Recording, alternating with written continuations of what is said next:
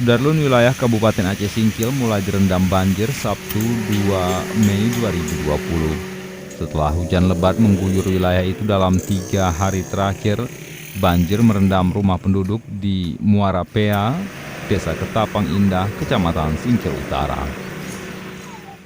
Menurut warga, air naik mulai siang, kemudian terus bertambah hingga merendam perkarangan dan teras rumah. Selain rumah, jalan di kawasan itu juga mulai terendam, namun kendaraan masih bisa melintas sebab ketinggian air di badan jalan hanya sekitar 5 cm. Namun genangan banjir tersebut dimanfaatkan anak-anak untuk bermain air. Mereka tetap ceria walau rumahnya terendam. Dari Singkil, Dede Rosadi, Serambian TV.